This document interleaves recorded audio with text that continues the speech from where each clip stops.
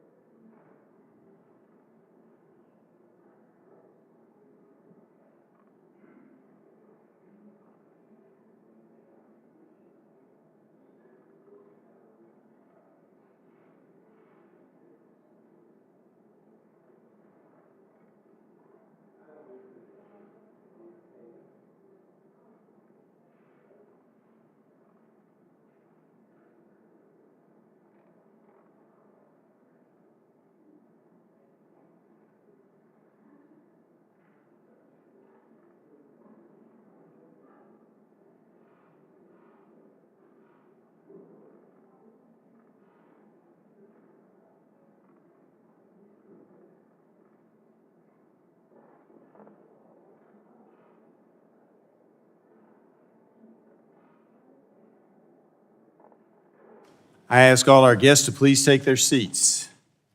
Ms. Castro having arrived, call this Subcommittee on Oversight and Investigations will now come to order. I now recognize myself for a 5-minute opening statement. As U.S. athletes prepare to compete in the Paris Olympics, a cloud of uncertainty hangs over the reliability of international anti-doping enforcement, which is supposed to eliminate the use of certain performance-enhancing drugs. This committee has been alarmed to learn from news reports that several swimmers representing the People's Republic of China tested positive for banned performance-enhancing substances and then went on to compete in the 2021 Tokyo Olympics. Just last week, 11 of these swimmers were again named to the People's Republic of China's 2024 Olympic team. All of this comes after the World Anti-Doping Agency, or WADA, ignored signs of systemic Russian doping for years. 7 years ago, this Oversight Committee held a hearing on ways to strengthen the international anti-doping system. It is unfortunate that we have to be here again. Two witnesses from that 2017 hearing are back with us today. Premier Olympian, Mr. Michael Phelps, and the CEO of the United States Anti-Doping Agency, or USADA, Mr. Travis Tygart. We are pleased to welcome another outstanding Olympic swimmer, Ms. Allison Schmitt, to join us today so we can revisit doping in sports ahead of next month's Summer Olympics. I want to start off by reminding everyone what Mr. Phelps told us 7 years ago, because it bears repeating. He said, quote, "If we allow our confidence in fair play to erode, we will undermine the power of sport and the goals and dreams of future generations. The time to act is now," end quote. I'm glad Mr. Phelps highlighted the damage performance-enhancing drugs has on our country's youth athletes, and I'm disappointed that WADA has not seemed to heed that call. Children join sports teams and clubs believing that the system is mostly fair and that cheaters will be punished. The importance of sports for our country's children cannot be understated.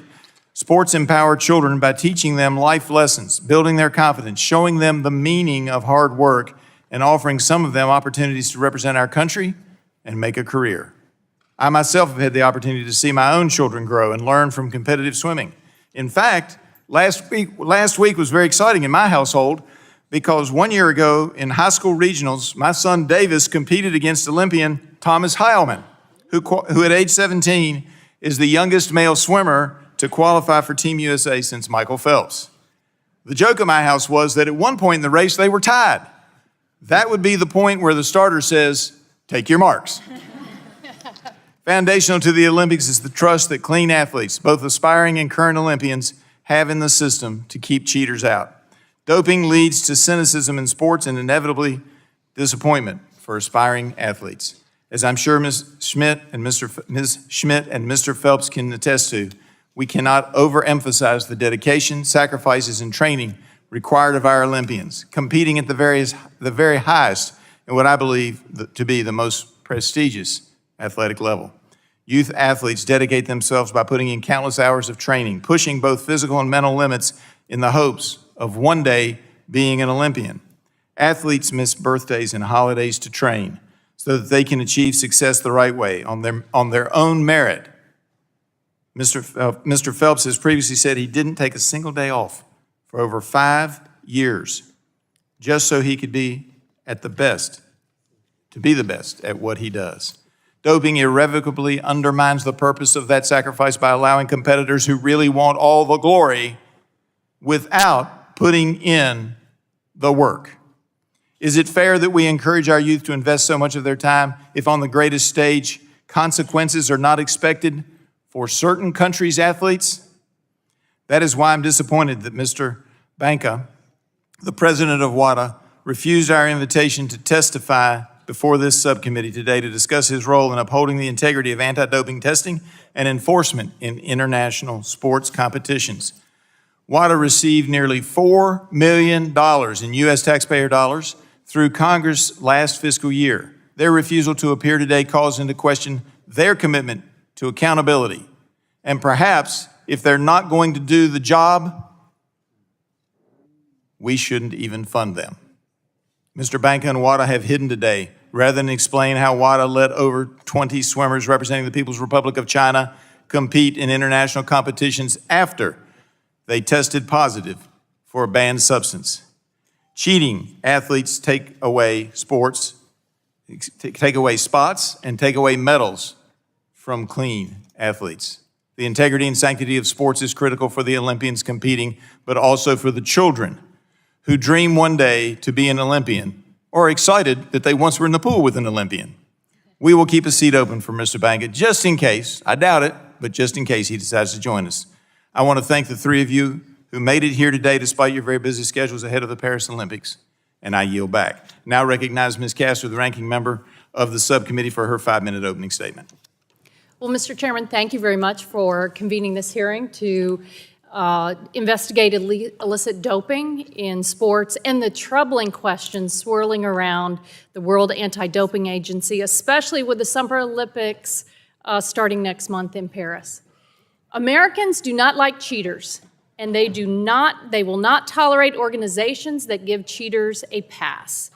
WADA was established in 1999 as the international agency responsible for developing and coordinating anti-doping rules across all sports and countries, as well as monitoring compliance with those rules. Importantly, WADA has the power to investigate allegations of doping and to enforce penalties when the World Anti-Doping Code is violated. However, recent troubling reports suggest that WADA did not do its job in the case of 23 Chinese swimmers who tested positive for performance-enhancing drug TMZ just months before the Tokyo Games. We need to know, is it worse than that? Is the Chinese Communist Party or the People's Republic of China paying WADA to look the other way?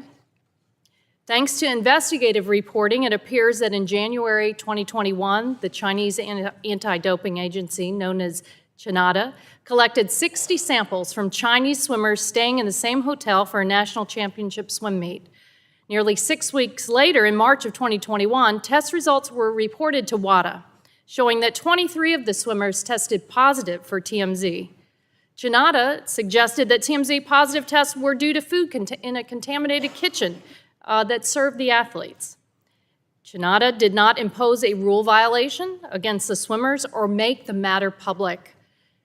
WADA also kept the violation secret and shockingly agreed to allow the swimmers to compete. Any amount of TMZ found in an athlete's system is a violation of the rules, and presumptive sanctions are required.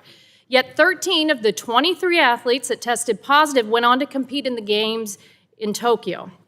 And some have been named to the Chinese team for the upcoming Olympics in Paris. This makes no sense.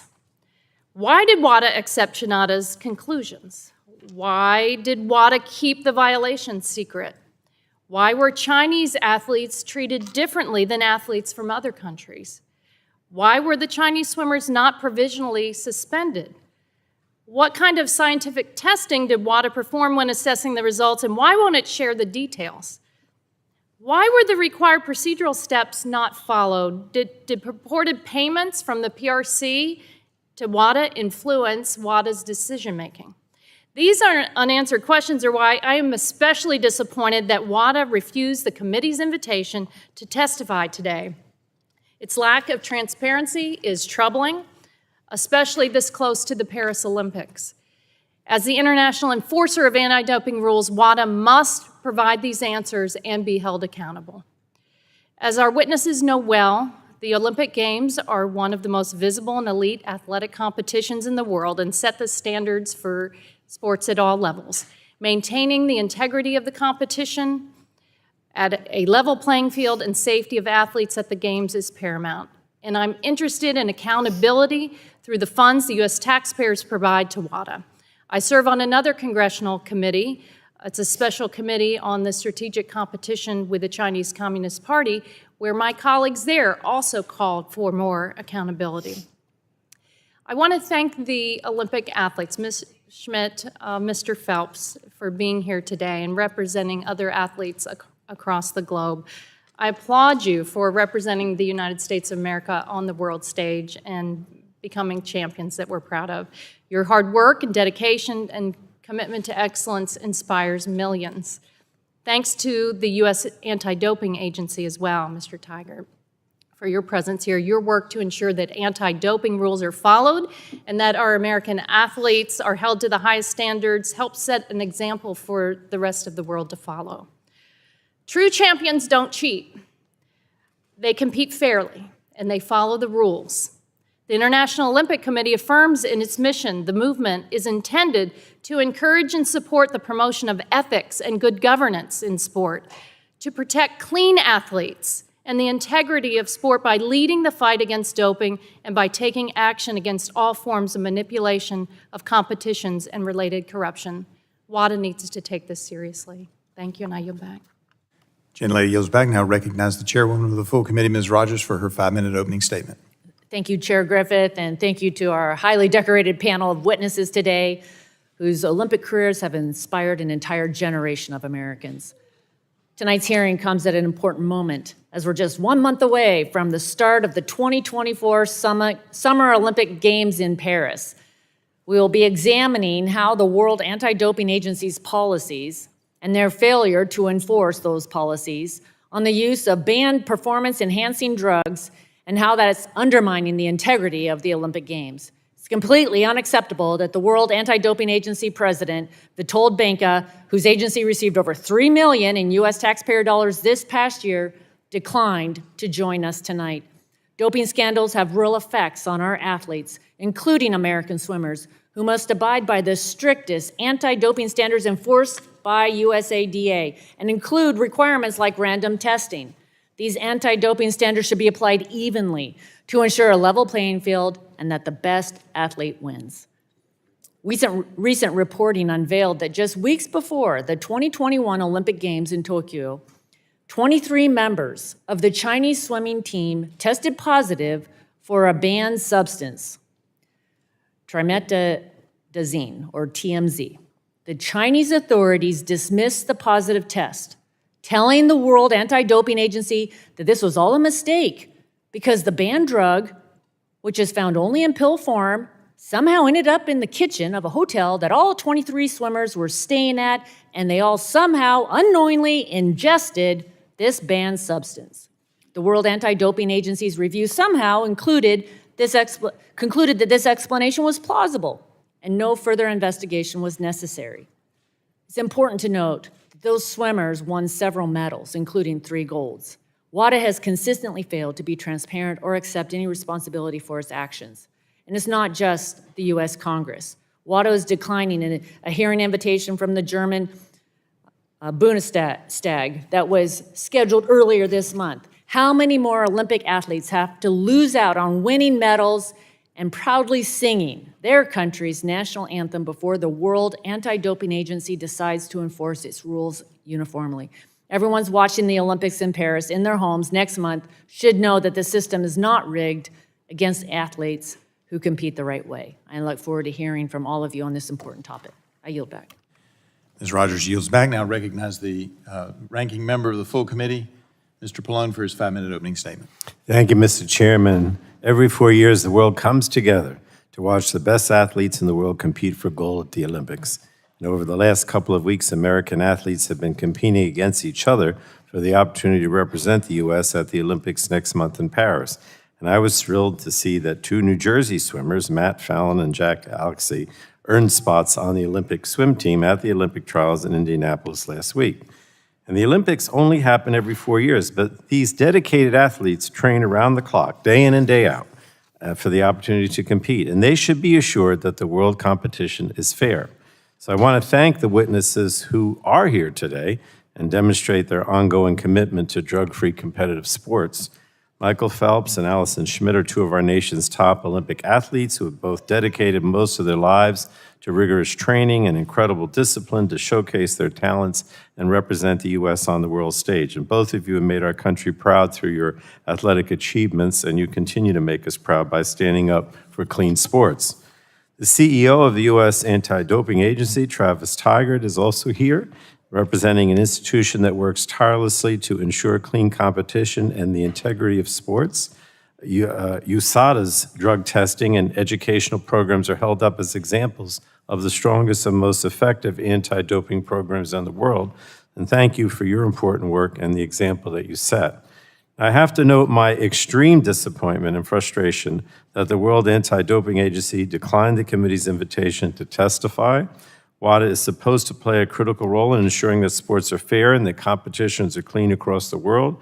They were established to enforce the rules that keep everyone safe and uphold the integrity of global sporting events. It's really outrageous that WADA does not have the courage or integrity to show up and defend itself here tonight. WADA should be protecting clean sport and not hiding from accountability. Now, we need answers directly from WADA about the disturbing allegations against Chinese Olympic swimmers. Recently, the world learned of the allegations of doping amongst Chinese swimmers that happened in early 2021, 7 months before the Tokyo Olympics.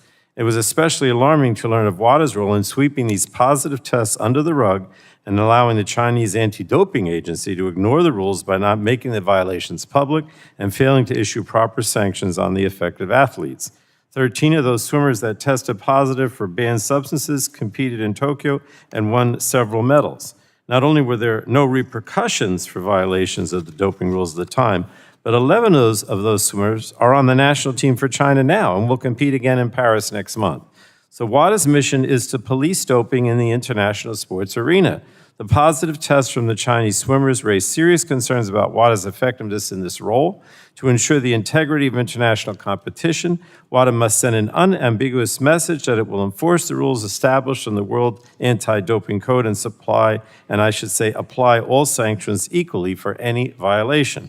So we need a full, clear, and truly independent examination of what happened in the case of these swimmers, and equally important, a thorough assessment of WADA's actions and inactions.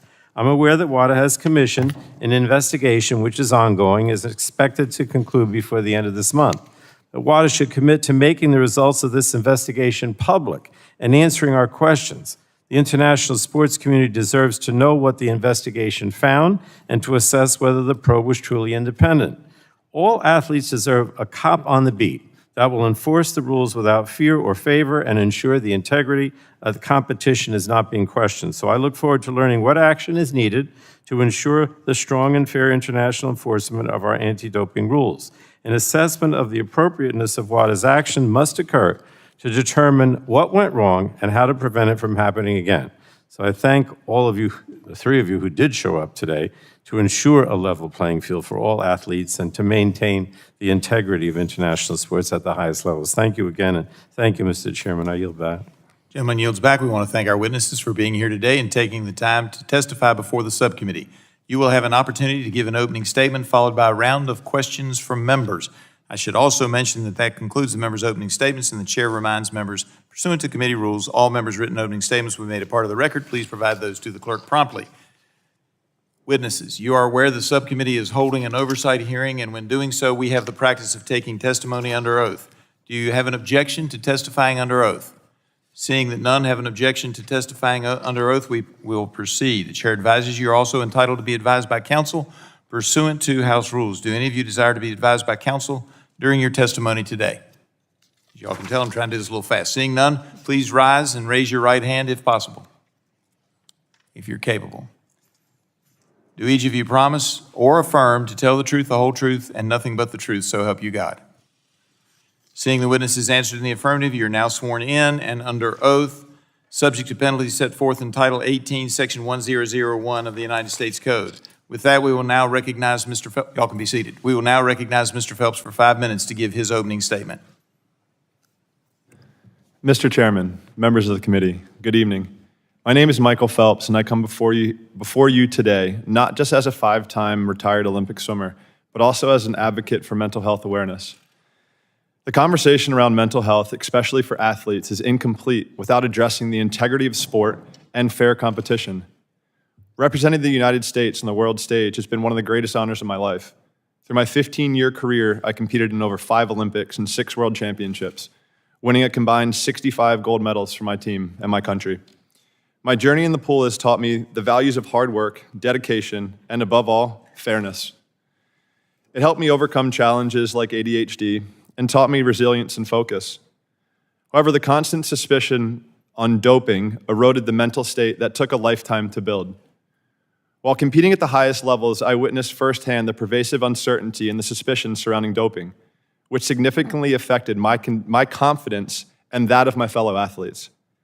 The hardest part was seeing athletes achieve seemingly impossible feats, knowing the immense effort and sacrifices required to reach these heights cleanly. It was disheartening and demoralizing, causing pain and a profound sense of injustice. I know what it takes to achieve the seemingly impossible things the right way. I trained for 5 straight years without taking a single day off. I knew that that level of my competition, an extra 52 days of practice, would be necessary to make that difference. Such sacrifice brought me to the highest of highs, also the lowest of lows. But I did it in pursuit of standing on top of the podium, watching the Stars and Stripes, listening to my national anthem play. The last time I spoke at the committee in 2017, it was the first time that I had spoken out about doping and for fairness in sport. I testified to the necessity of an athlete being able to believe in themselves, to compete at such a high level and know that belief in oneself is only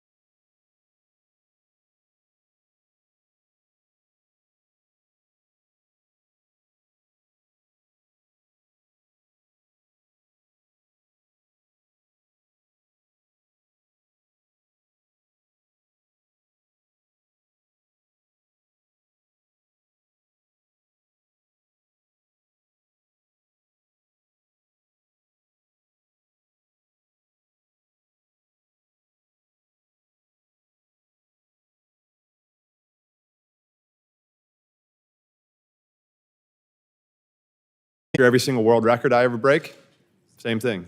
Vials of blood, and then urine. It's not the same for everybody Well, else. how short-sighted is it to undermine the integrity of an international competition like the Olympics? If scandals like this proliferate, then what happens to fair competition and in the interest of the public and all of us? It's a great question, and honestly, I think if we continue to let this slide any farther, the Olympic Games might not even be there. You know, I think there could be a possibility where, you know, there are other avenues that people try instead of trying to do it the right way. And as a kid growing up, again, you heard my dream was to wear the Stars and Stripes and stand on top of that podium and listen to my national anthem play. And I will tell you what, over a 20-year career, I got to do it a lot, and it was really awesome. But also, like Allison said, I outworked any single human on this planet, and that's a fact. And that's why I got the results that I got. And for me, I don't want kids growing up thinking that it's only doping and cheating where you're able to do these unfathomable things. Because people told me my whole entire life I would never amount to anything. I use that as motivation. In my career, I guess I won a couple gold medals, so it was a good career, and I had fun doing it. But for the future, again, this has to change, and it has to change now. Thank you. Each one of us has been a little boy or a little girl who has had a dream. Now, Michael and I have had a dream in this sport and in the Olympic space. And to be robbed as a little kid, that there is not a clean playing field and a fair playing field, that's robbing little girls and little boys of their dreams. Well put, and now recognize Ms. Rogers for her 5 minutes of questioning. Mr. Phelps, the last time you testified before this committee, 7 years ago, you testified, quote, "For me as a father now, I don't know what or how I would even talk to my son about doping in sports. I would hope to never have that conversation, and I hope we can get it clear and cleaned up by then." Mr. Phelps, has the problem of doping in sports been cleaned up where you can tell your sons that athletic competitions are fair and clean of cheating? No. From your standpoint, what is preventing competitions from being fair and free of illegal performing enhancing drugs? I think lack of level playing fields, lack of rule following across the board, right? You know, I mean, you heard the schedule that we have to give every hour of every single day. They have to know exactly where we are. USADA knows exactly where we are. And again, we are okay with that. If everybody else is doing that, then that's what I want, right? I want to be able to stand up to the block with somebody next to me and be like, all right, cool, this is me versus you. It's not me versus you and 7 other drugs. So, yeah. So would you just describe how vigorous a little bit the U.S. anti-doping agency testing standards are and just how often you were tested throughout your career? I would say on an average, I was tested 4 to 6 times a month, sometimes more, depending on if I was competing or not. When I was competing, it was pretty much every single session. It was the random testing, which again, I'm okay with. And yeah, I mean, it's you know, sometimes it's at 6 o'clock in the morning and we're getting up out of bed on our day off in Colorado Springs, knocking on the door, we have to do a drug test, fine, no problem. But it's literally, I mean, for my whole career, I'm probably one of the highest tested athletes that we have. Is that fair to say, Travis? Yeah? So, you know, so it's, you know, again, if everybody else isn't doing that and I'm subjecting myself to it, it's just not right. You know, and I know that there are other athletes as well. My competitors from the U.S. were going through the same exact thing, right? Ryan Lochte, going through the same exact thing. We were number 1, number 2 in the world, right? We're going through the same exact process. But somebody else who's number 3 in the world or number 4 in the world, number 5 in the world, they might have 2 or 3 drug tests, that's it. And they might not be random, right? So, yeah, it's hard for me to fathom that we have made changes moving forward, but I think we need to now. Thank you. Thank you. Mr. Tygart, why does the World Anti-Doping Agency's explanation for why they ignored positive test results from 23 swimmers on Team China not hold up, in your opinion? Well, it's absolutely against the rules. Even if you buy this contamination theory, and keep in mind, TMZ is a controlled prescription medication. It's prohibited all the time. The default sanction is 4 years. It doesn't magically appear fairy dust in a kitchen of a hotel 3 months after this event happened during COVID when cleaning protocols were at the height of what they were. So, but however, even if you believe this contamination theory, they still didn't follow the rules. And WADA has now admitted that China did not follow the rules. Because even if it's contamination that caused the positive test, and there are some of those cases. We have some meat contaminants, and these are drugs that cattle is treated with. And if you eat that oxtail, for example, it may cause a very, very low level of a positive test. We understand that. That happens. However, if that happens, it still has to be announced. There's transparency in the system. There's still disqualification, and there's still a violation. And that did not happen, even if you buy this crazy contamination theory. So what should have they done? They absolutely should have appealed the lack of a provisional suspension when the notice of the positive tests were first sent. And if they were going to let the Chinese handle the case, WADA has the power to go in and grab a case out of a national organization's hands, and they handle it themselves in the first instance. And they probably should have done that when they saw that China wasn't giving their athletes due process. There was no B samples. They didn't give notice to the athletes. There was no provisional suspension, which is mandatory. But given that they didn't do that, when they then got the full file that demonstrated China swept these under the rug and didn't follow the rules, they should have immediately appealed those to the Court of Arbitration for Sport, like they do in hundreds of cases Thank you. on Are an any annual of basis. those athletes competing in Paris? 11 of them have made the team now competing in Paris. Ms. Schmitt, what does ignoring 23 positive tests do to trust in anti-doping agencies responsible for holding up the integrity, especially for clean athletes that compete the right way? There is no trust. And what we ask for is that trust for accountability and transparency. We don't have accountability, and we don't have transparency as we have not seen the full files. Thank you. Thank you all for being here. Really appreciate it. I yield back. Gentlelady yields back. Now recognize the ranking member of the full committee, Mr. Pallone, for his 5 minutes of questions. Thank you, Mr. Chairman. I want to follow up what Chair Rogers said and what Mr. Tygart said about this, what happened. It seems to me that the WADA code, that the rules, outline in specific detail how anti-doping violations are supposed to be processed and reported. The problem is they're not enforced, or they weren't enforced, and the lack of transparency. So if you, Mr. Tygart, just again, explain quickly what would have happened in your opinion, or what should have happened in your opinion, following Shenada's receipt of the positive test, which of course we didn't know about because there was a lack of transparency. But what should have happened following the receipt of the positive test from these 23 different Chinese swimmers in January of 2021? Yeah, given that this drug is such a potent performance-enhancing drug that's banned at all times, not just during the competition, but you can't take it during training because it can help you during training for recovery and cardiac efficiency, which is critical to performance at an event later. They should have immediately provisionally suspended the athletes, take them off the playing field. That's mandatory under the rules. That was not done. WADA has the appeal right when anti-doping organizations like China in this case fail to impose a mandatory provisional suspension. WADA should have immediately appealed that, like they did in the Russian figure skater case, if you remember. She was not provisionally suspended by Russia, surprise, and they appealed that. Same drug, same level of drug. And then when they got the full case file, if they weren't going to grab it out of China's hands themselves, like I just described in the prior question, they should have immediately appealed China's sweeping these under the rug. And WADA has now admitted that China did not follow the rules. They had to find a violation, they had to publicly announce it, and they had to disqualify these swimmers, and they did not do that. And that's if you believe the contamination theory, which is a whole nother. But in other words, those things should have happened even before they assessed the banned substance or the responsibility, right? That's exactly Even right. before. Now, let me ask you this. I mentioned in my opening that WADA now has supposedly had some independent Swiss company, do some sort of independent analysis of what they should have done or what they did wrong.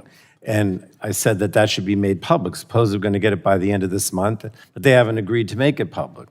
Right. So I guess my question is, if they, again, this goes to the transparency, if they made that public and it said you didn't follow the rules, which you clearly say they didn't, then could they go back and reopen the case? Absolutely, and thank you for that. It's really, really important.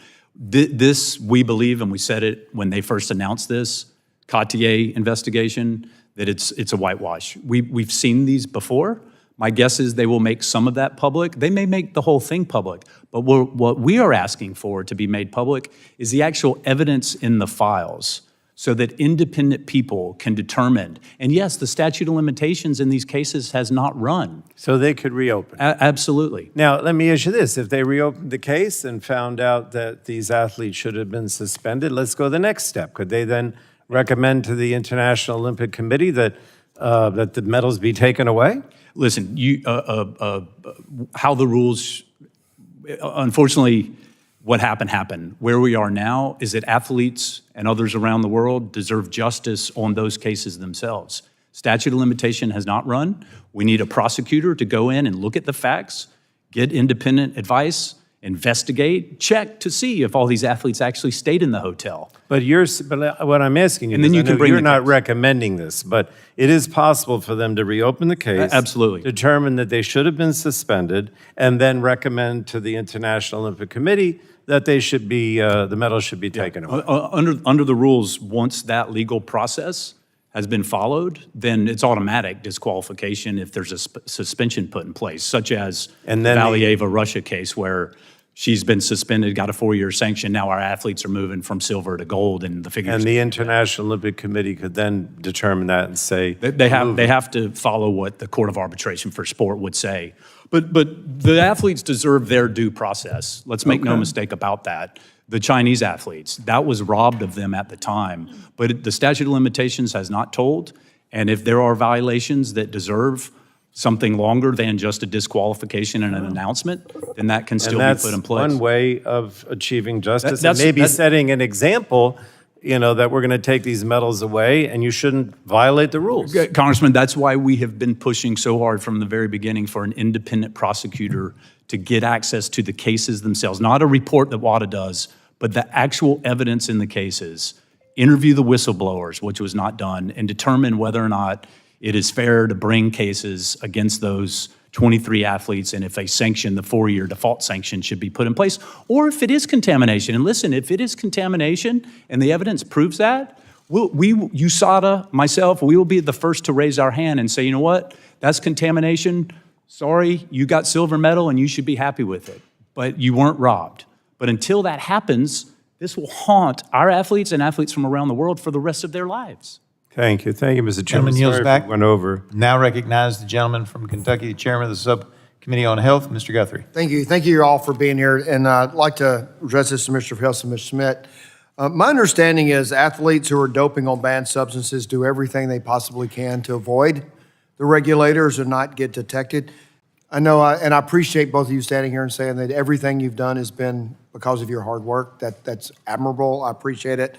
But I know you've been around some people who have probably or know of situations. And could you share some of the ways athletes try to hide the fact that they're using bad substances, or they try to trick testers and regulators? And also, so how do they do it? And based on your experiences, are cheaters often a step ahead of the regulators? You can go. I mean, I don't really know how to be honest, right? I would assume, I've heard back in the day with I guess there were just pills that were administered. I'm talking like this is Icarus, like way back then. Like people were just giving pills and you're just going and drinking and that's it. Like you don't ask questions. Other than that, like I have no idea. I don't know where to get it. I don't know how to, I know nothing. I mean, I did what I do best, and that was work as hard as I could every single day and stare at a black line and sometimes talk to it every now and then, but you realize it doesn't talk. We'll back understand to you. that, but sometimes understanding how people get around the system helps us figure out how to fix it. Yeah, I mean, I would assume there are masking agents, right? This might be a question better for you than me, but I assume there are masking agents that people can do this or that, or I'm not the You just right don't know. person You're to not ask. familiar. Yeah, Well, it's no, good that you're sorry. not, but I hope maybe you heard secondhand. Have you heard anything secondhand how that would work? never heard anything, but I mean, we have finished thousands of yards of practices and have felt bricks in our arms. We've woken up for 5:15 a.m. practices, diving in the water at 5:15 with sore bodies, with legs that we have to walk backwards down the stairs because they feel like Jell-O. So, like Michael said, if I have ever heard of anything, we would go right to USADA. So people get away with doping or just the regulators are not regulating? I mean, there's not a way around it. Either they're just not checking them. Is that what you're, that's what I'm Listen, trying to get to. I would say, and we should take some consolation, right, that whistleblowers have come forward and exposed deep state-sponsored doping in Russia. Holy cow, that's been exposed, and that was not dealt with as effectively as it should have been. I guess that's what I'm trying to expose. These are intentional regulating agencies that just allow it to happen. Here is the problem, is that the global regulator that's supposed to be the global referee to ensure that every country is being held to the same standards, we now have another example. Russia was one. We now have another example that whistleblowers in the media, just like Russia, exposed of them not doing the job. So There were positive tests. It's not been able to sum up. And I'm going to go ahead and yield because I know we're against a time for you, a couple of you guys and others want to. But so to sum it up is that they're not been able to mask their doping. Are these regulating agencies, China and Russia, we know, are allowing it? More importantly, the World Anti-Doping Agency. Is turned their blind eye to them allowing it. You got it. All right, You got thank it. you. And I will yield. Russia and China have been too big to fail in their eyes, and they get a different set of rules than the rest of the world does, unfortunately. I'll yield back. Gentleman yields back. Now recognize Ms. DeGette for her 5 minutes of questioning. Thank you so much, Mr. Chairman. I'm the co-chair of the Bipartisan and Bicameral Congressional Olympic and Paralympic Caucus. And my constituents and I are very proud that USADA, the U.S. Olympic and Paralympic Committee, and so many Olympic athletes call Colorado home. I will apologize for the 6 a.m. wake-ups, but, that's out of my hands. As you heard from this panel, we had a hearing in 2017 when I was the ranking member of this subcommittee and Mr. Tygart and Mr. Phelps were here, about the revelation of the systematic doping among the Russian athletes. That led to Russia's being banned from the Olympics for several years. And at that hearing, there were some serious questions raised about the effectiveness of the World Anti-Doping Agency, WADA, and it's kind of poignant that there they are or not, and they haven't come here to explain themselves. But after that hearing, Mr. Tygart, you will remember this, we felt like maybe they didn't have enough resources. Right. We felt like that was the problem, right? Yep. And so the U.S. now contributes nearly $4 million in dues to WADA, right? Yes, ma'am. And that was in response to the concerns about their ability to finance themselves, right? That's right. But how does our contribution compare to other countries' dues paid to WADA? So we are the single highest payer, U.S. taxpayer, Right. on the government side. That's matched by the IOC. The IOC overall is the largest payer, about half of WADA's $53 million budget. But you'll remember, to your point, about what WADA asked for when they did have the decency and respect to show up here and answer questions under oath, that they asked for three things. One, they wanted authority to investigate and investigators. Correct. They wanted a compliance process, and they Correct. wanted a process to handle effectively whistleblowers. So They got all three, and a 60% increase in their budget Right. to So- handle that. so- Those weren't used in this case whatsoever. Right. So that this case and the problems we have has nothing to do with the funding that we're giving them. Isn't that right? I think absolutely not. Okay. Now, I also found out that in 2018 and 2019, coincidentally, China paid WADA nearly $2 million more than their required annual dues payments. Remember that? Overpayment? Unfortunately, I do. And now, as we now learn, that was right before these doping investigations. Is that right? And even worse, 500,000 of that, close to 2 million extra payments, was specifically given, earmarked for investigations. And now knowing that they didn't open an investigation into these cases, I'm not suggesting, I don't have evidence of a quid pro quo. You don't have to suggest anything. I think we'll just let that sit there. The Thank you. optics and the perception of fairness and being objective, too good. unbiased is horrendous and Yeah, not too good. incredibly troubling. Okay. Another development since the 2017 hearing was the Rodchenkov Anti-Doping Act, which was a bill I co-led in the House with some other people, actually signed into law.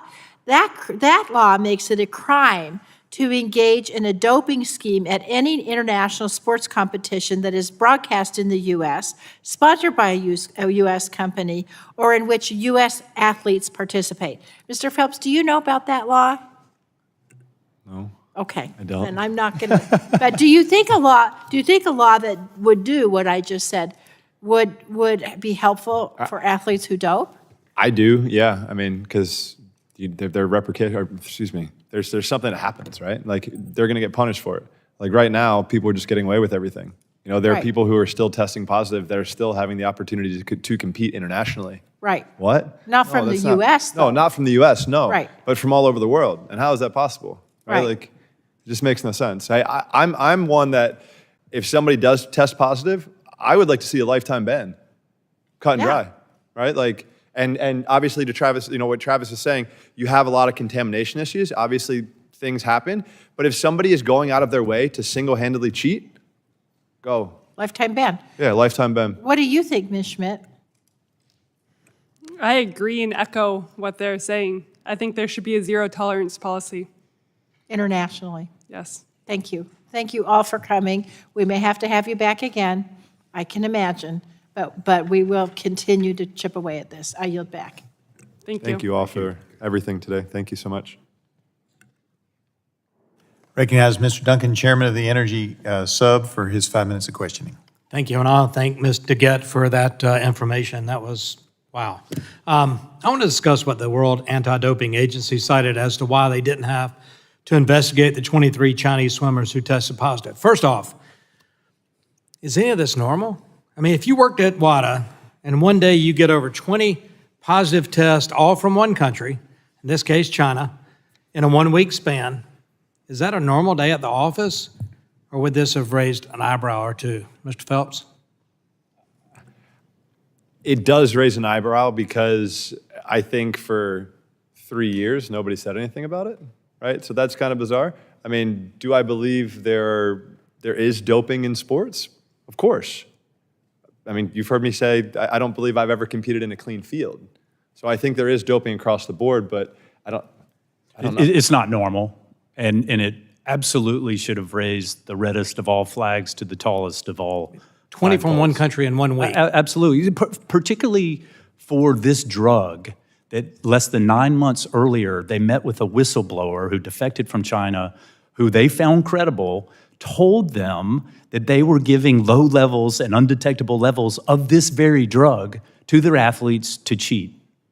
Wow. So how that didn't result in an immediate investigation, immediate grabbing of that case to be prosecuted effectively is why we're here.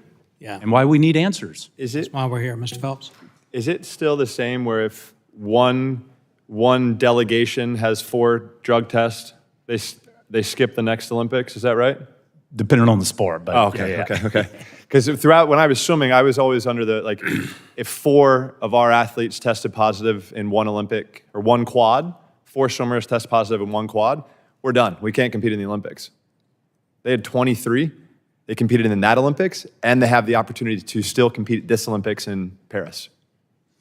Wow. And don't think for a second, if I may, that is a terrible day if you're WADA to receive notice of 23 positive tests. They were going to have to likely gut the Chinese swim team going into the 2021 Olympics. Why didn't they?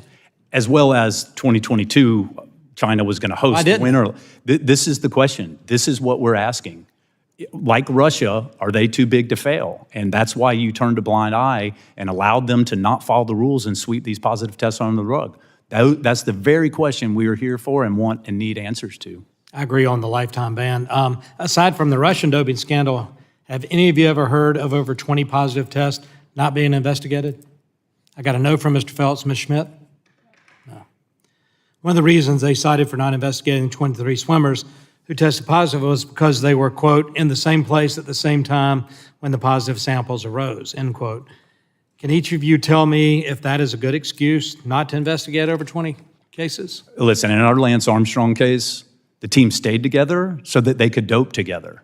They rode a bus together so they could do blood transfusions together. The fact that they all stayed at the same hotel and all tested positive is not a fact that is consistent with not doping. It's a fact consistent with intentional doping. Team that travels together, dopes together.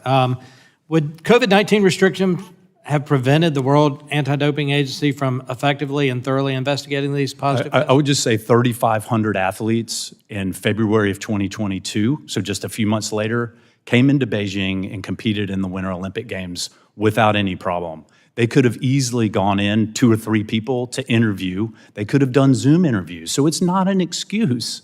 Athletes don't want an excuse that COVID prevented them from lifting a finger. They didn't even open a factual investigation. They've acknowledged that. And COVID and the fact that it might have been difficult to get into China during that time because everywhere was difficult to get into is not a valid excuse that answers the questions for why athletes weren't held to the same rules. Yeah.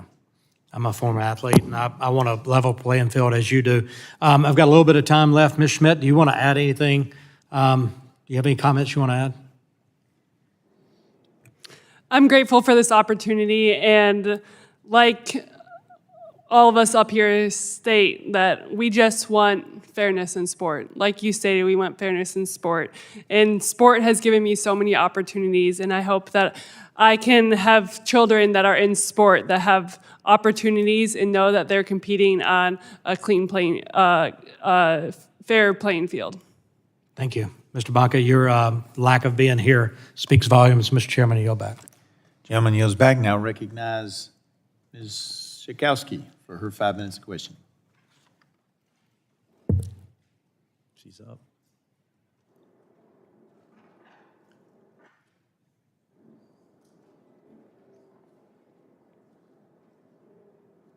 There we go.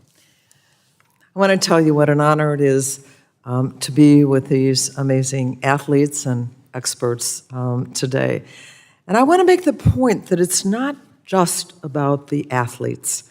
I want to talk about the fans, about the people, about the Americans. We love the Olympics. We love to cheer at the gold medals. It's a really important time. And so the issue of trust is so incredibly important. I want to just say a few things to Ms. Schmitt. You are such a role model for so many people. I think women look up to you.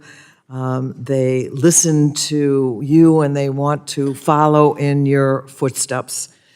So what I want to ask is not just what you think should be done to correct the wrongs that have been, but what are you saying right now to inspire the athletes that are going forward now, that are working? Both of you have been talking about the incredible effort that goes into over years and years to get ready for the Olympics. So how do you inspire the young women who are considering being there and hoping to be there right now? Thank you. I appreciate those words. I'm honored to hear those words. And I hope that I can sit here and empower others to use their voice.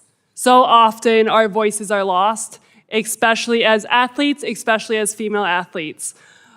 We know our bodies and we know the work that we put in. So to be able to stand up and use your voice and do the best that you can at any level is what I hope that I can empower others to do as well. Thank you.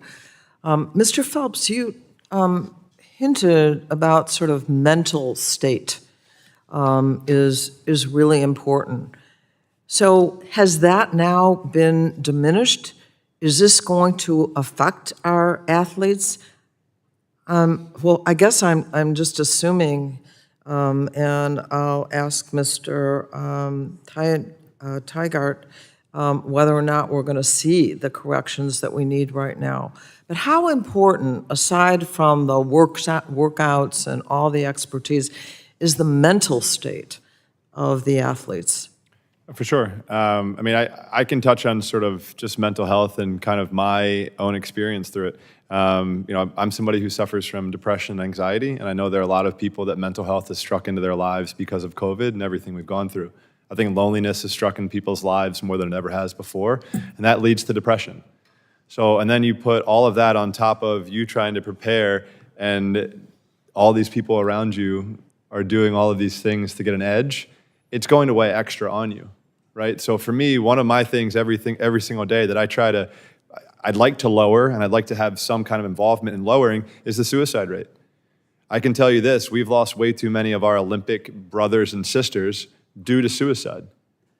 So this is something that I want to be a part of and I want to make a difference in, but when we keep having things like this, there are going to still have things that we need to address, and the mental state is very sensitive. So I think this is definitely playing a toll on a lot of people's mental state, but I think some people look at it as it's something that's out of our control. That was something that I looked at a lot throughout my career, was what can I control every single day? If I can control myself and be the best version of myself, that should be good enough. And I think people are doing that now, and people are cheating, and that needs to change. So I think that's why we're here today, trying to fight for that change for the next generation. Well, there's certainly bipartisan support here, but Mr. Tygart, is this going to happen in time during these Olympics right now? The window is closing. I think back when this first was exposed and we called for the independent prosecutor to get justice in the 23 cases, there was time, but this close to the games, I'm afraid there's not. And unfortunately, the World Anti-Doping Agency has dug its heels in, has said they would do this all over again. They would not change. So the likelihood that this self-selected review that they have going is going to result in anything of material outcome that will be beneficial for getting to the truth, I'm sorry to say, but I'm highly, highly skeptical that it's just going to be the whitewash that we predicted. And so no. But this cannot die just because the Olympic Games come, because it's a pattern of behavior that we have seen going back to at least Russia in 2014, 2015, when it was first exposed by whistleblowers in the media, not by WADA, to get this fixed, particularly given these events are coming to the U.S. like never before over the next 10 years. Well, I have a grand nephew who has aspirations to be a swimmer, and I want him to feel trust. Thank you. I yield back. Gentlelady yields back. Now recognize Mr. Palmer for his 5 minutes. Thank you, Mr. Chairman.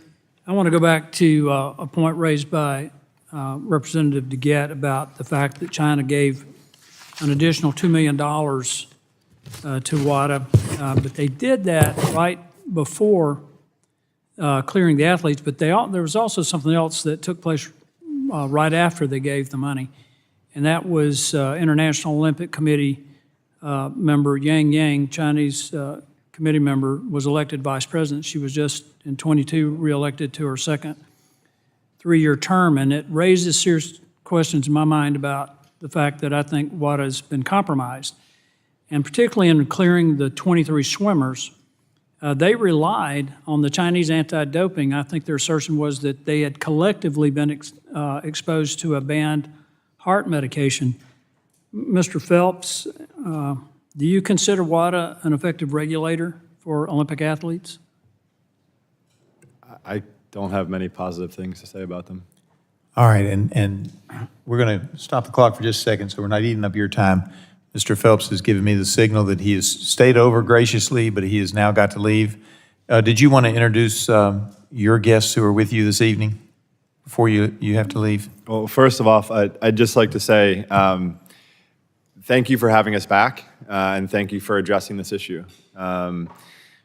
We hope we don't come back in 7 years, but we know that you guys will fight with us if we do.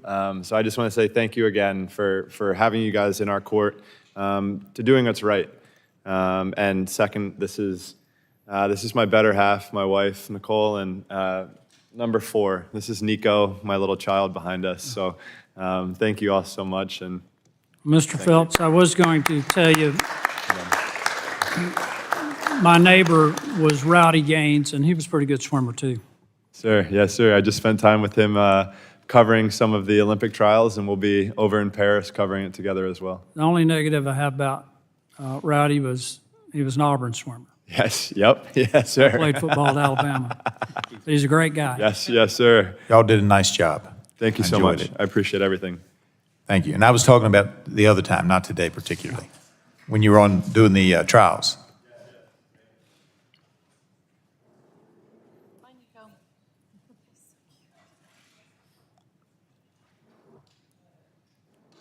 Reclaiming my time, Mr. Chairman.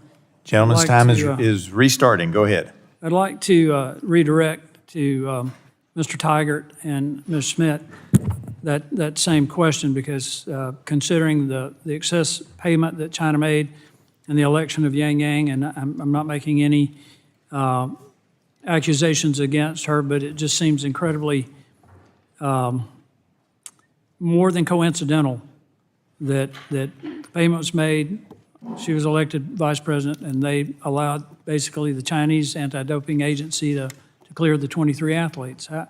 Do you consider WADA a legitimate regulator? The issue, and in my written testimony and my oral testimony, it's the fox guarding the hen house. And when you have sport leaders who have an interest in the decision that they're making, that can't be an independent regulator. When you have people from the IOC, like the current vice president, from countries, China, and a big case like this comes through, and it's not handled according to the rules, of course the perception, if not the de facto conflict, is actual conflict, is just rife, and it erodes the confidence and the trust in the system by the athletes that you've heard from today and millions of athletes around the world. Ms. Schmitt? The first thing that comes to my mind is the mental health, especially in this China situation. It comes from both sides. I'm a huge advocate in mental health, and it comes from the China swimmer side of the pressures of hiding cheating and the pressures of that. And then it comes from the clean athlete side of being robbed from those victories and never having to be able to celebrate those victories at the time that we competed. Let me be a little more direct about this. China is exerting enormous influence in a number of agencies, whether it's WADA, World Health Organization, other agencies.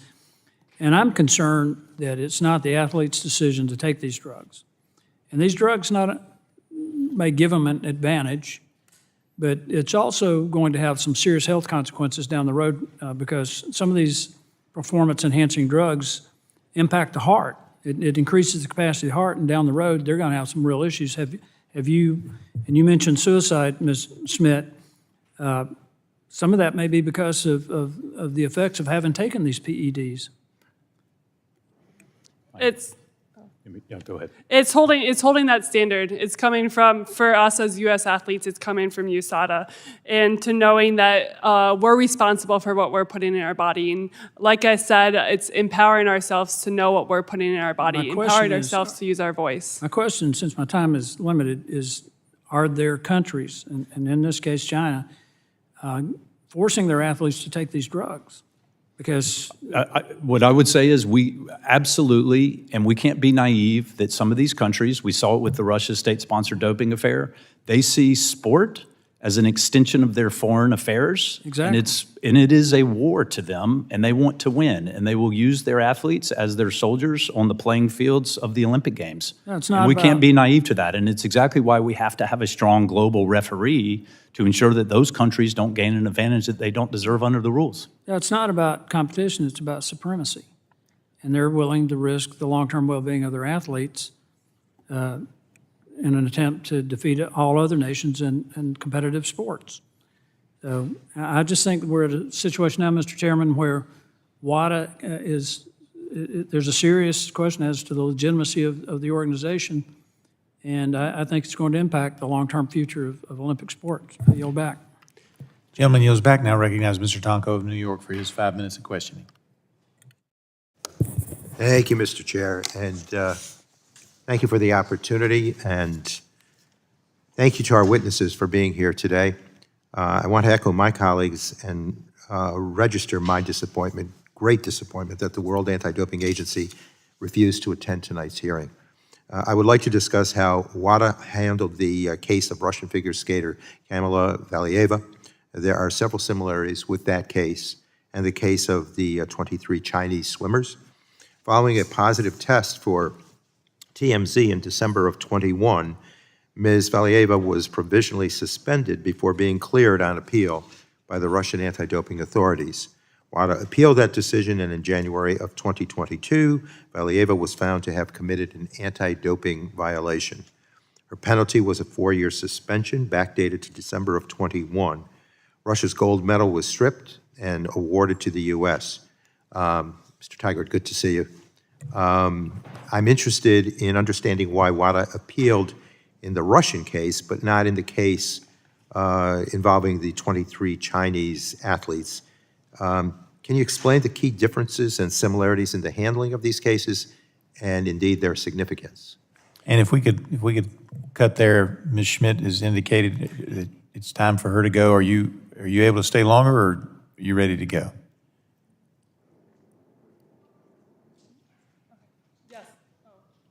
Yes, I have to go make my flight.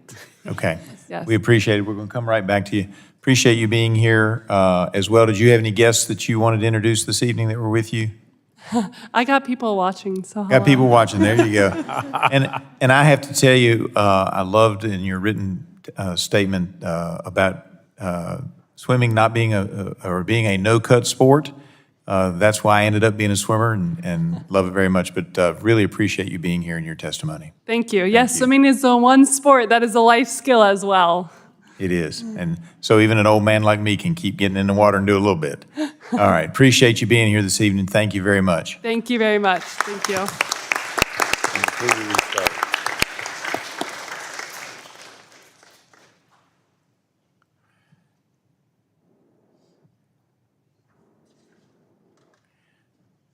Mr. Tygart, did you need Mr. Tonko, before I turn the clock back on, did you need him to repeat his question? I don't. I think I got it. So the similarities or the contrasts in WADA's handling of Valieva, very similar, if not identical facts. Low level of a potent drug that's prohibited at all times. The default sanction is 4 years. They appealed the lack of a provisional suspension in that case. They did not do that in these Chinese cases. We don't know why. In that case, when she was exonerated, although Russia even announced it, they didn't find a violation or give her a suspension in those cases. Russia even announced it. WADA then appealed that case to the Court of Arbitration for Sport. They prosecuted that case, and they got the default sanction that otherwise should have been put in place by Russia, which was 4 years. That was an example, while it took too long, that was an example where the WADA did its job as the global watchdog and enforced the rules against Russia as those rules should have been enforced. Identical substance, similar low level, this time 23 athletes. They didn't appeal the provisional suspension. When China swept these under the rug, which is against the rules, even if you believed it was contamination, they didn't appeal that. They let China do that and get away with it. How they justify treating these cases different than how they treated Valieva case is, again, incredibly troubling, and it's why we've asked for the full China dossier. If there are distinctions in there that make sense and that are comport with the rules, then we'll be the first to say that.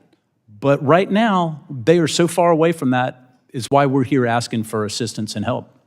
Thank you. I appreciate that. And let's take a look at another scenario. Mr. Tygart, you correctly mentioned in your written testimony that this is not the first time that this committee has addressed these issues. In 2017, we held a hearing to review WADA's role in response to the systematic doping that was uncovered in Russia. I believe that covered the area of 2014 to 2015, perhaps. What similarities or differences are there between that case and how WADA handled the case of the 23 Chinese swimmers? I would say, well, first of all, it's both in the Russia case and now in this sweeping under the rug of 23 Chinese positive tests.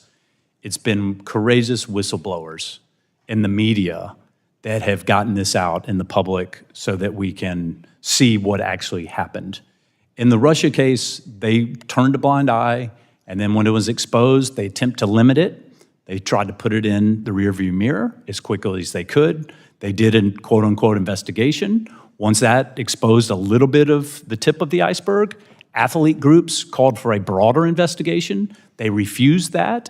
It was then media and whistleblowers who then blew it open to the extent we now know what was going on. WADA's hand was forced by whistleblowers to do the job that they're tasked and we pay them to do.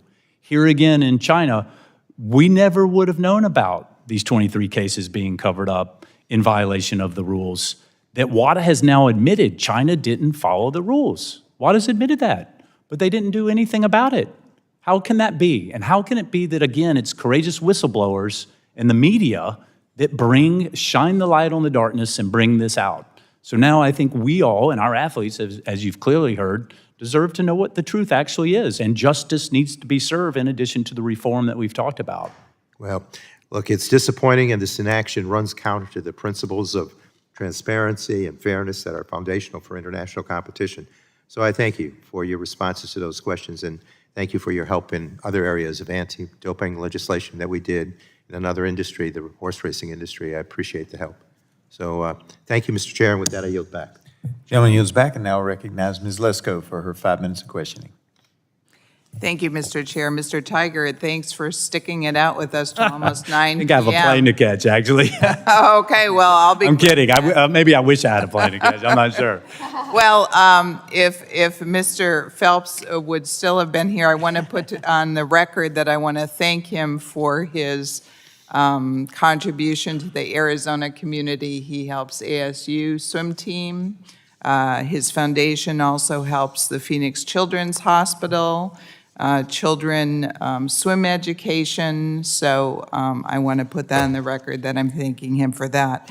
Mr. Tygart, my question to you is, if 23 American swimmers tested positive for a banned substance, do you have any doubt that the World Anti-Doping Agency would have investigated U.S. swimmers?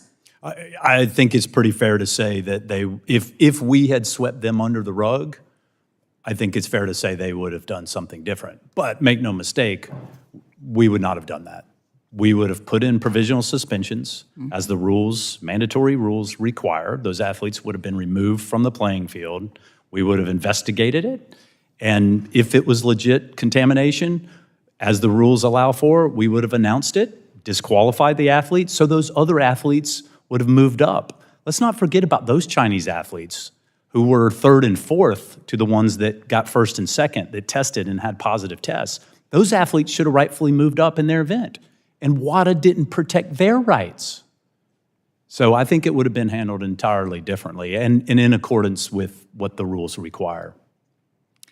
Do you think we should withhold U.S. funding from WADA until they turn over their case file on the Chinese swimmers who used illegal drugs? It's a tough but really important question. I think where we are now, after Russia, after what we're seeing and their response to it, we have to have the leverage we need. I think other countries would join, and I think the threat of that, if not actually suspending it for a period of time, will go a long way into influence the truth being out. And that starts with the full China dossier, as well as not allowing them to make secret backroom deals anymore, and then doing a compliance audit.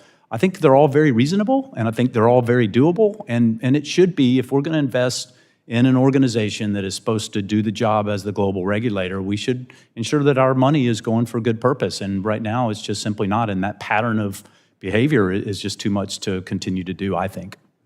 Well, Mr. Chairman, I agree with Mr. Tygart. I think that we should withhold funding from WADA until they turn over the Chinese files and until they agree to an audit.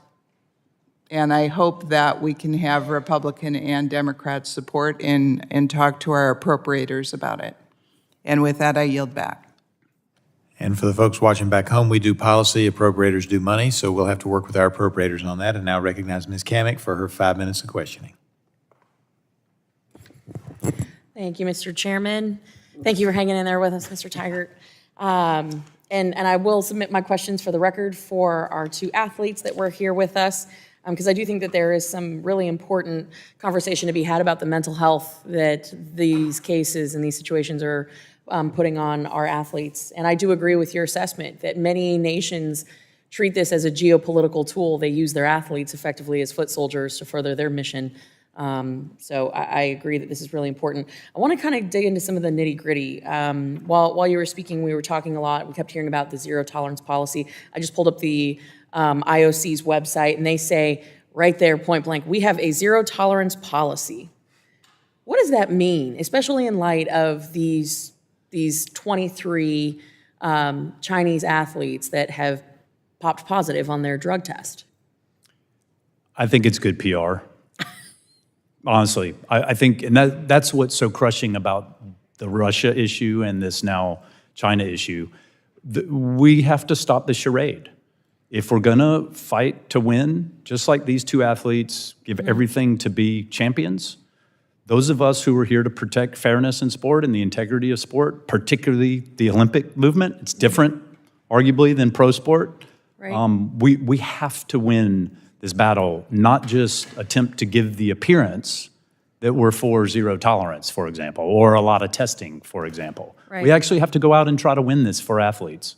So what is the relationship then between WADA and the International Testing Agency? They put out a very flowery press release talking about how they're ready for Paris. What exactly is that relationship? How do the two collaborate? Yeah, so WADA, has an observer board seat on the International Testing Agency, but they also oversee them and the sports that the International Testing Agency runs. The IOC created and funds and has governing positions on the International Testing Agency. That said, they are definitely an improvement from what was there before, and they will be involved, hopefully in partnership with us, when the games come to LA 2028, and we hope to work effectively with them. WADA does not test. And it's sometimes a misnomer. They oversee the groups that test. Right. The International Testing Agency, along with USADA, CHINADA in China, USADA in Russia, WADA oversees us. WADA has to make sure we comply with the rules. And the people who are testing, they're called the doping control officers, is That's that right. correct? So what is the nationality of these DCOs that come and test these athletes on a regular basis? They can be from all over. Is it more national? Are American DCOs testing American athletes, or is it kind of a hodgepodge? I'm trying to get a better sense of what it looks like. Yeah, so we have employees that are doping control officers who, as you've heard, sometimes go into athletes' house at 6 o'clock in the morning and collect samples. The International Testing Agency sometimes they'll use us to do their testing when they test here in the United States. When Michael Phelps talked about he was tested and then 2 hours later he was tested again, that was the World Aquatics, I suspect, that came in and tested him afterward, and that was unbeknownst to us because they sent a third party in to do that kind of testing. And this is a really important point because while WADA has put out a lot of testing numbers by China, those, as we understand it, and we've investigated this, are all through the Chinese National Anti-Doping Agency. They don't have third parties that come in and do the testing. They're solely relying, as we understand it, on the Chinese Anti-Doping Agency, and they're only using the Chinese laboratory. We're here in the United States, one, we have 2 labs. 2, we allow foreign testers to come in and test in the US if it's not a test that we're performing. Well, and shouldn't that be a redundancy that the IOC adopts as just good standard practice? It's a good check. It's a good check and balance. So, I mean, the vetting, is there any vetting of or standards that are established by WADA for the DOCs that are used? There is a international standard for testing and investigations that all doping control officers have to go through, and it's a full background check. Here in the U.S., all of ours are Safe Sport certified, which is not the case around the world, unfortunately. Something that we're obviously very proud of, given the crisis and saga there and the victims that were deeply affected. Ours are employees, so we background checks, all of the things that you would do to ensure that the folks that are going in to test are actually trustworthy and can do the job at the level that they need to do the job. Is there a follow-up standard, though? So it's kind of like you pass the background check and then you're off to the races, no pun intended. But is there continual follow-up of, are these people compromised? Because, I mean, this is, at the highest levels. Is there any follow-up with these DCOs along the way? Yeah, for sure. For at least here in the United States, I couldn't speak to what happens necessarily around the world, but there's evaluation, constant athlete feedback, correction if there's, conformities, minor conformities that need to be dealt with, but constant oversight to make sure we've got the best people in the trenches doing that kind of work, because that's the first leg of the testing process. If you have bad collections, if you give advance notice, then it's only as good as, ultimately what you're going to collect, which athletes can find ways to defeat the system if they're given that advance notice. I'm getting the signal that my time has expired. I have some remaining questions that I will submit for the record. Thank you for your time and for appearing before the committee today. We appreciate it. I yield. Gentlelady yields back. Now waving on to the committee, we recognize Ms. Barragan, who's been here since the beginning, for her 5 minutes of questioning. Well, thank you, Mr. Chairman, and thank you to the committee for allowing me to wave on today. As a kid, I was a swimmer myself. Oh. My mother almost drowned when she was a kid, so she made sure that all of her kids would have the opportunity to learn how to swim. And once a year, I would perform in a big competition. And so as a kid, you watch the Olympics and you watch swimming, and it's so inspirational to see our athletes do this and perform. And we don't really understand or know the sacrifices that are made. And to hear today about those sacrifices and their dreams of standing on the podium and wearing the stripes, which is so patriotic. Us as members of Congress who represent the United States need to do all we can to make sure we have their back and that they know we have their back. And that they do that and they know that so that they continue to compete and push to make sure that America is at the top of that podium. Mr. Tygart, you have told us a lot that has been very helpful. You mentioned, and we talked a little bit about how China has paid an additional $1.8 million to the World Anti-Doping Agency. How common is it for a nation to pay more than its dues? Is that normal or not so much? I don't think it's all that normal. I know in the investigations that I mentioned earlier, they gave out of that 1.8 roughly extra money above their dues, 500,000 was earmarked for investigations. Okay. My understanding is that's the only money that was extra that went to earmark specifically for the investigations division. But there have been other opportunities where governments have given extra money to the World Anti-Doping Agency for a science project or to develop a new collection model or something along those lines. The other really rare thing that I'll mention is that WADA also had a private sponsorship. They had 2 private sponsorships. This one that I'm referring to was with the Chinese sporting good manufacturer, Anta, that also has a sponsorship with the Chinese National Olympic Committee, as well as the Chinese National Swim Team and Swim Federation. So you can, obviously, the perception of the conflict, whether it's direct extra government money or it's a private sponsorship, which until now, and questions have been asked, no one's known what the value of that sponsorship was and what type of money, if it was money, they now say it was value in kind and shirts or clothing was given for some of their staff. But we haven't seen the detail of that. And the optics of that just erodes the confidence, once again, the trust that athletes have. And again, I'm not saying there's a quid pro quo there, but clearly the perception of a conflict and having money on the one hand extra and sponsorships and then allowing China to sweep these tests under the carpet is incredibly troubling. Right, and you've spoken quite a bit about some of what you would do. One of them you mentioned was a subpoena. And as a country who gives the most money, I would think that would be something that we would do, that we would say, hey, if we're gonna give you money, you gotta be here and answer questions. So thank you for bringing that up. You also brought up conditioning money. How would you condition the money? You talked a little bit about disclosure of documents and audit. How would you draft that? Just for our guidance on going back, as mentioned, to talk to appropriators, what kind of conditions on the money would you place? Fantastic and incredibly important question. When Russia happened, the taxpayer money that went to the White House Office of National Drug Control Policy, it was seen as a contract that had to be paid. Congress changed that. It's now discretionary. ONDCP, the director, Dr. Gupta, who sits on the executive committee at WADA, he and that office has the power to pay the money or not to pay the money.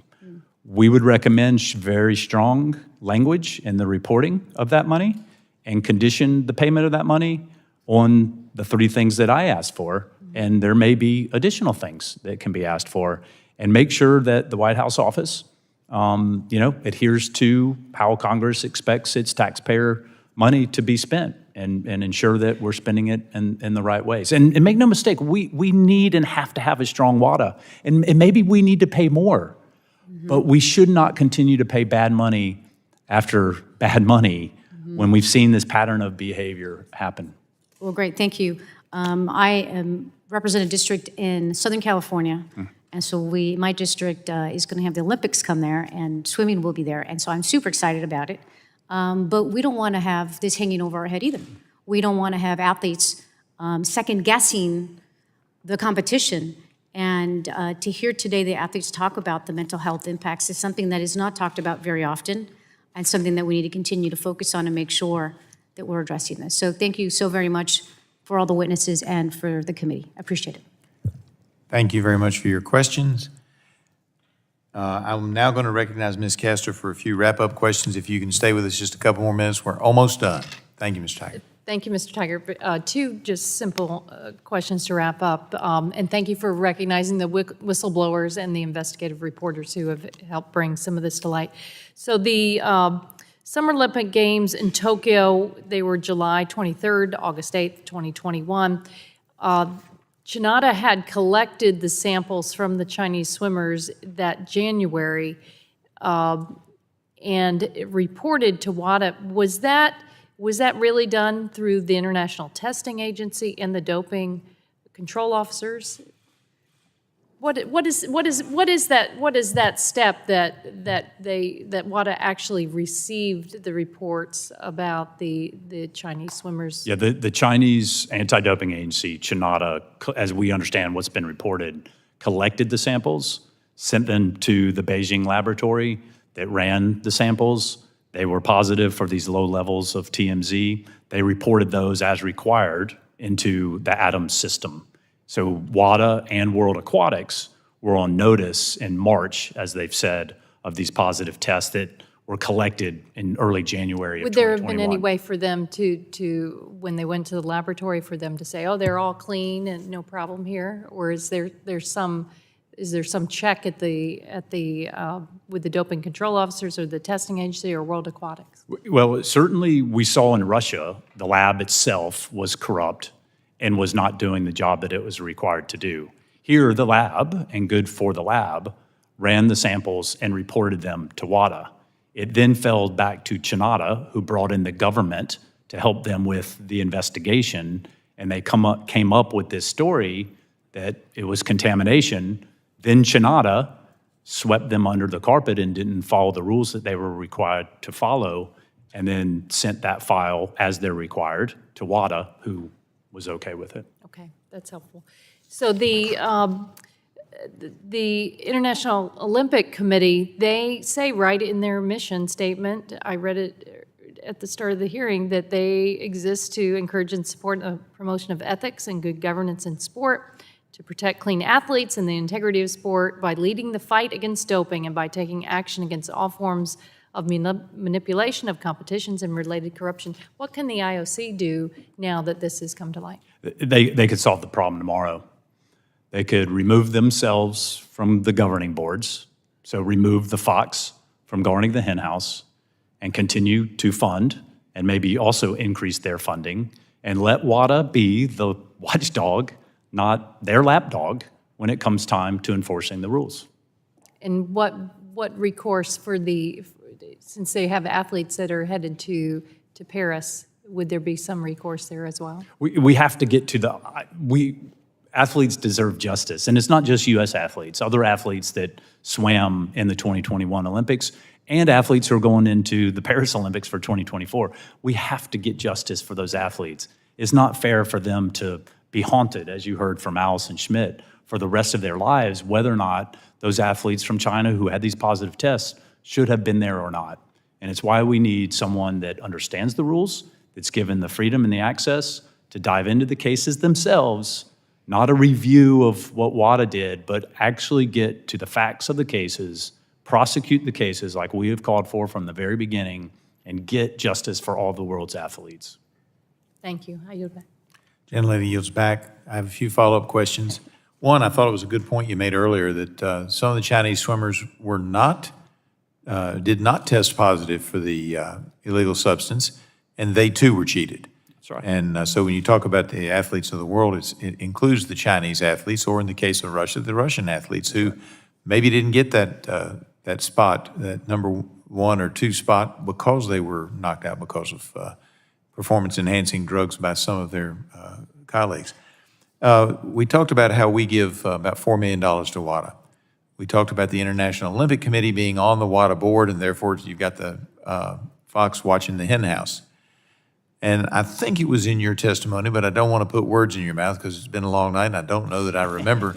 But I believe in your written testimony, you indicated that maybe NBC, as a major contributor of funds to the IOC, might have influence on this as well. Did I remember that correctly, or was that somebody else's? I for sure made reference to the sponsors. Listen, it's you can look at the numbers.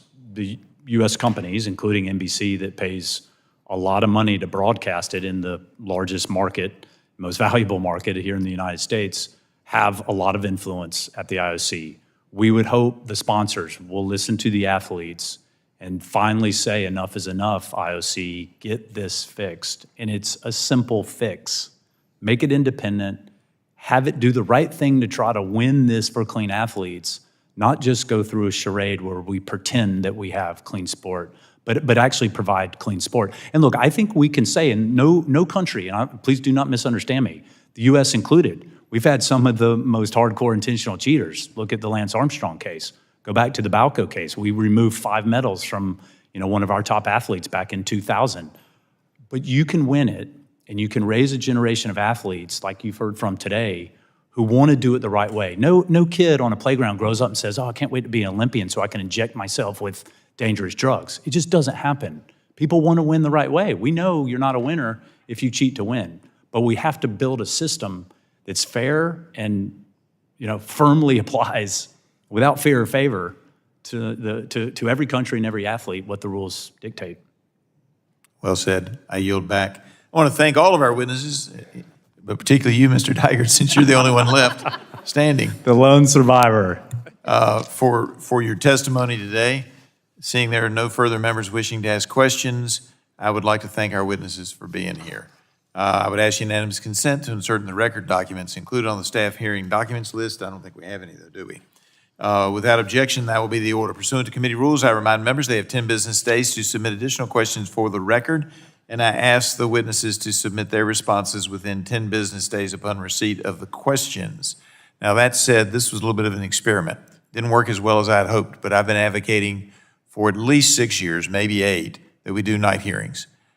So thank you, Mr. Tygart. I appreciate our other witnesses who had to leave for participating in this experiment. I want to get it shortened up where we start at 6 and we end at 8:30, but we'll make it happen. Without objection, subcommittee is adjourned.